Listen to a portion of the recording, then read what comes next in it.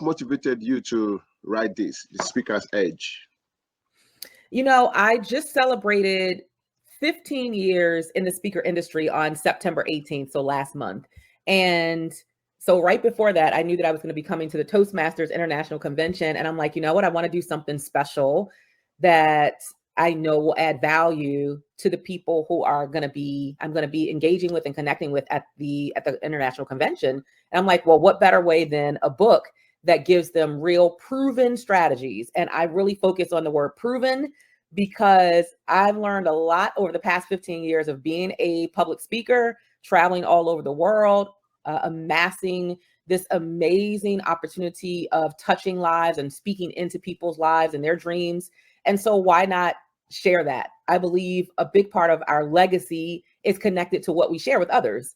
And so I decided not to just share it verbally, which that's kind of my sweet spot, but also to put it in writing so that as many other people as possible all over the world, because Toastmasters, that is an international opportunity. So to get that book in the hands of people all over the world, whether they were in Hong Kong or live in Africa or the UK or the United States, I knew that it would add value. And that's a big part of my legacy, is adding value as often as possible for as many lives as possible. Good. Thank you for sharing that. So especially when I saw the word proven, that's a very strong word. Yeah. That's a good strategy. Yeah, good. All right, so let's get into how you started your own public speaking journey. When did you know that you really like public speaking, and how did you start? Great question. So again, I'd have to take you back 15 years ago. I was working in a corporate setting, corporate environment. I was working as a legal secretary for law firms and for certain companies where I would work for their in-house counsel, their general counsel, or their law department. And I had done that for about 13 or 14 years. So I knew how to do it. I was good at it.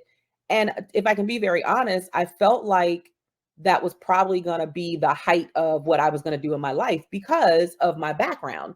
My background was that I grew up in poverty and in an underserved, underprivileged environment.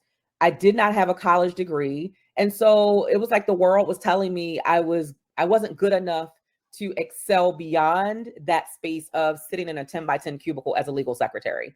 And, it's sometimes when the world keeps telling you that, you start to believe it if you let it really sink in and you don't disrupt what they're telling you. So for a long time, I believed it and I stayed kind of stuck and comfortable where I was, but there was something inside of me that was craving for more. And I believe when you have a calling and what I believe is a divine assignment on your life based on something that you have that's a gift or a talent, I believe it will not leave you alone. It will keep tapping you on the shoulder until you kind of wake up and pay attention. So in 2009, again, still working a corporate job full time, I decided to start a business.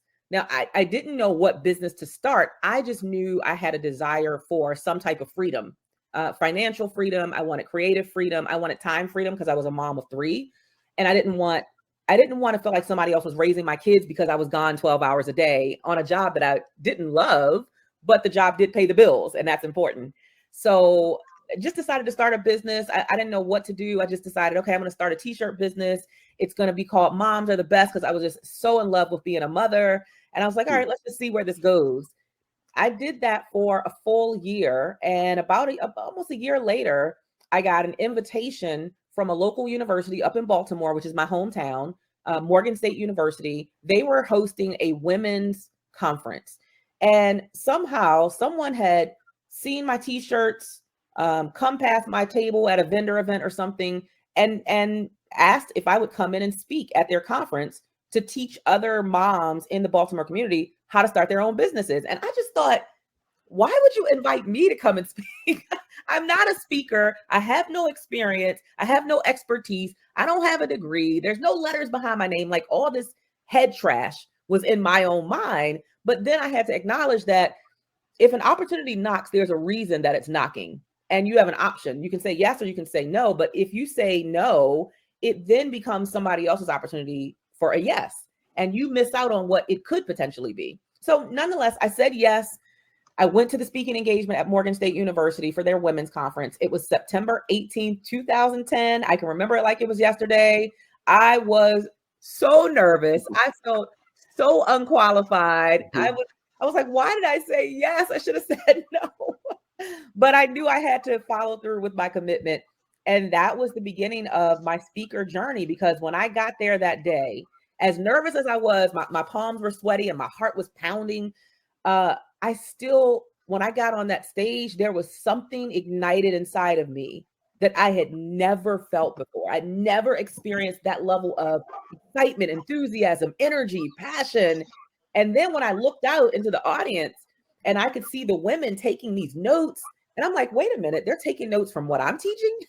And then I could see some of them with tears in their eyes and trickling down their face as I was sharing my story about why I was there, which was to try to find a way to create freedom for myself.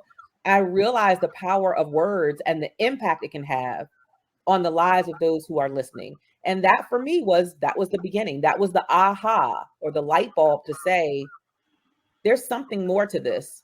And you owe it to yourself to be curious enough to explore where this can take you. Wow, wow, the impacts that it can make. That's when you started, wow, this is really what you want to do. Yeah. Yes.